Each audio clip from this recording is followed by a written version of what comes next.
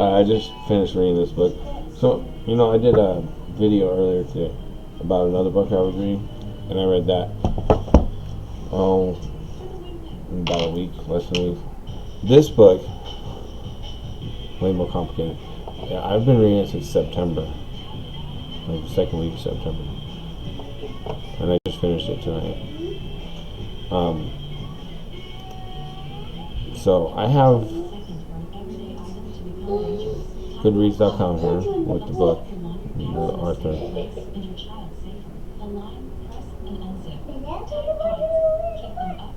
Alright, so this book, Warp Passages, Unraveling the Mysteries of the Universe's Hidden Dimensions. The universe has many secrets. It may hide additional dimensions of space other than the familiar three we recognize. There might even be another universe adjacent to ours, invisible and unattainable for now. Warp Passages is a brilliantly readable and altogether exhilarating journey that tracks the arc of discovery from early 20th century physics to the razor's edge of modern scientific theory. One of the world's leading theoretical physicists, Lisa Randall, provides astonishing scientific possibilities that, until recently, we restricted the realm of science fiction. Unraveling the twisted threads of the most current debates on relativity, quantum mechanics, and gravity, she explores some of the most fundamental questions posed by nature, taking us into the warped, hidden dimensions underpinning the universe we live in, demystifying the science of the myriad worlds that may exist just beyond our own. So if you want to know who Lisa Randall is, it's right here. She's got a lot of accomplishments. Harvard University, Westinghouse Science Talent Search, let's see here. Berkeley. She was a President's Fellow at the University of California, Berkeley. Alright, so I wrote a review here. Amazing read to understand the universe. This explains how they came to certain conclusions about the universe, like it being a holographic universe, which is not an accurate perception after reading the book. The conclusion of holographic universe is concluded from numbering virtual particles as zeros and particles as ones. But this is not what was observed. It's just an assumption from those who are trying to fit an agenda to simulate into a holographic matrix made by man. There's a great information in this book for those who are just starting and trying to understand the information of our universe and existence. The conclusions in the book did not seem to coincide with information known today, but it was written in 2005, so it has its limits. So that's what I wrote in my review. So next I'm going to read from the book a little section that is kind of fascinating. And for those of you who watch Edge of Wonder TV or on YouTube, or watch David Wilcock or Corey Good, or watch their movies, Cosmic Disclosure, stuff like that, The Cosmic Secret, this will be fascinating for you right here. Look at this. CERN was created after World War II. It says it right here, look. Page 186 of this book. CERN was created after World War II in the nascent atmosphere of international collaboration. The original 12 member states were West Germany, Belgium, Denmark, France, Greece, Italy, Norway, the Netherlands, the United Kingdom, Sweden, Switzerland, and Yugoslavia, which left in 1961. Subsequently, Austria, Spain, Portugal, Finland, Poland, Hungary, the Czech and Slavic republics, and Bulgaria have joined. Observer states involved in CERN activities include India, Israel, Japan, and Russian Federation, Turkey, and the United States. CERN is truly an international enterprise. CERN, like the Tevatron, has many accomplishments to its credit. Carlo Rubbia and Simon van der Meer were awarded the 1984 Nobel Prize for Physics of designing the original CERN collider and discovering the weak gauge bosons, a success story that destroyed America's monopoly on particle discoveries. CERN was also where an employee, the Englishman Tim Berners-Lee, came up with the World Wide Web. It wasn't Al Gore. Oh my God. HTML hypertext markup language and HTTP hypertext transfer protocol, he developed the web so that many experimenters in scattered nations could be instantaneously linked to information and so that data could be shared among many computers. Of course, the repercussions of the web have been felt far beyond CERN. It's often difficult to foresee the practical applications of scientific research. But a few years, so this is talking back in 2005, so a few years from 2005, CERN will be the nexus of some of the most exciting physics results. The Large Hadron Collider, which will be able to reach 7 times the present energy of the Tevatron, which will be located there, and any discoveries made at the Large Hadron Collider will almost inevitably be something qualitatively new. Experiments at the Large Hadron Collider will seek and very likely find the as yet unknown physics that underlies the Standard Model, confirming or rejecting models such as the ones I described in this book. Although the collider is in Switzerland, the Large Hadron Collider will truly be an international effort. Experiments from the Large Hadron Collider are currently being developed all over the globe. But back in the 1990s, physicists and engineers built the unbelievable Large Electron Positron Collider at CERN and Z boson factory that churned out millions of Z's. The Z gauge boson is one of the 3 gauge bosons that communicate the weak force. By studying millions of Z's, experimenters at LEP and also at SLAC, the Standard Linear Accelerator Center in Palo Alto, California, could do detailed measurements of the Z boson's properties, testing the predictions of the Standard Model to an unprecedented level of precision.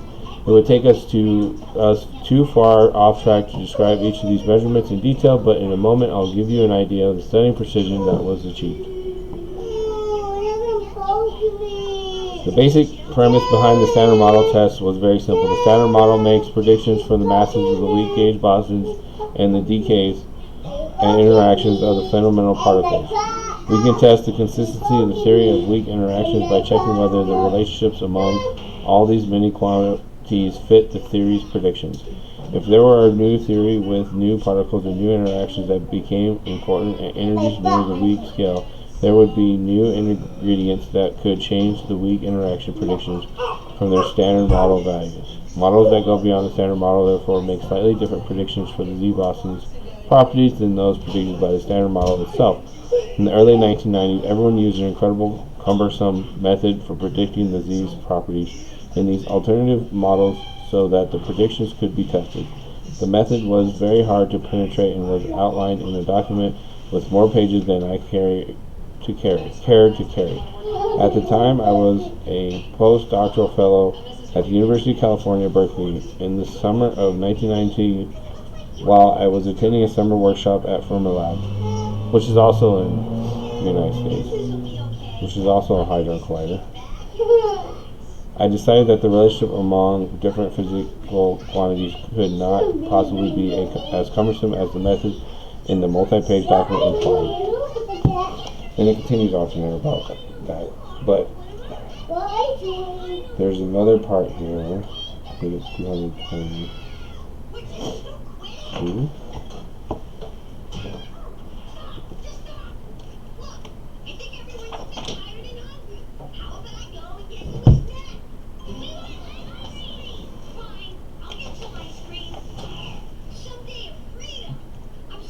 Where it talks about virtual particles. Here it is. Virtual particles. Renormalization group calculations make these extrapolations by taking into account the effect of quantum mechanical processes and virtual particles.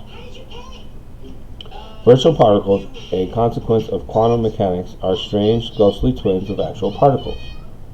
They pop in and out of existence, lasting only the barest moment. Virtual particles have the same interactions and the same charges as physical particles, but they have energies that look wrong. For example, a particle moving very fast clearly carries a lot of energy. A virtual particle, on the other hand, can have enormous speed but no energy. In fact, virtual particles can have any energy that is different from the energy carried by the corresponding true physical particle. If it had the same energy, it would be a real particle, not a virtual particle. Virtual particles are a strange feature of quantum field theory that you have to include to make the right predictions. So, how many of these apparently impossible particles exist? A virtual particle with its borrowed energy could not exist were it not for the uncertainty principle, which allows particles to have the wrong energy so long as they do so for such a short time that it would never be measured.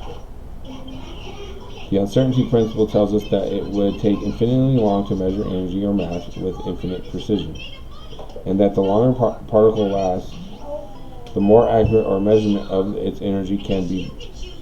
But if the particle is short-lived and its energy cannot possibly be determined with infinite precision, the energy can temporarily deviate from that of a true long-lived particle. In fact, because of the uncertainty principle, particles will do whatever they can to get away with for as long as they can. Virtual particles have no scruples and misbehave whenever no one is watching. Schrodinger's cat right there, buddy. If you can't tie that together, you need to get caught up. Okay? And then it also talks about the photons, I think. Hold on, let me just double check here.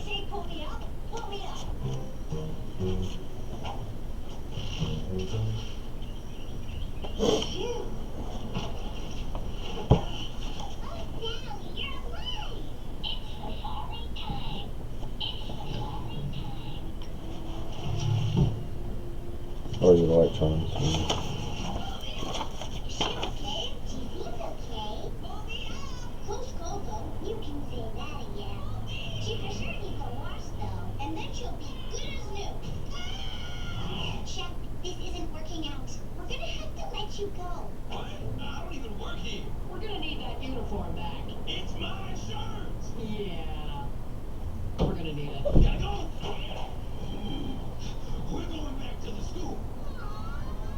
Alright, here we go. How could a force prefer one-handedness over the other? The answer lies in fermionic intrinsic spin. Just as a screw is threaded so that you screw it in by twisting it clockwise but not counterclockwise, particles can also have a handedness, which indicates the direction in which they spin. Many particles, such as electron and the proton, so it's both, can spin in one of two directions, either to the left or the right. The word chirality, derived from the Greek word chair, which means hand, refers to the two possible directions of spin. Particles can be left or right-handed, just like the fingers of your hands, one set of which curls to the left and the other set to the right. The weak force violates parity symmetry by acting differently on left-handed and right-handed particles. It turns out that only left-handed particles experience the weak force. For example, a left-handed electron would experience the weak force, whereas one spinning to the right would not. Experiments show this clearly. It's the way the world works, but there is no intuitive mechanical explanation for why this should be so. Imagine a force that could act on your left hand but not on your right hand. All I can say is that the parity violation is a startling but well-measured property of weak interactions. It is one of the Standard Model's most intriguing features. For example, electrons that emerge when a neutron decays are always left-handed. For all you left-hand paths, you leftists, you're weak. For example, electrons that emerge when a neutron decays are always left-handed. Weak interactions violate parity symmetry, so when I list the full set of elementary particles and the forces that act on them, I'll need to list separately the left and right-handed particles.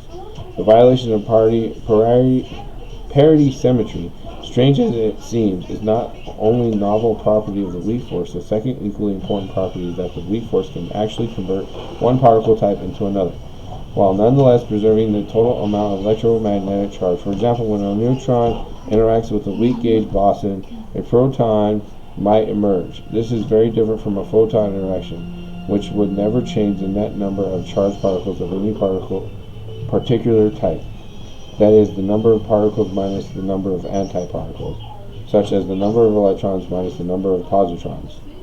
For comparison, a photon interaction with an electron that enters and emerges is illustrated in Figure 50, along with the schematic figure type we used before. The interaction of a charged weak gauge boson and the neutron and the proton is what allows an isolated neutron to decay and turn into an entirely different particle. Now, do a quick view of that. So, it's kind of the yin yang situation with particles and whatnot. That's pretty much fun. But hey, I'm done reading it.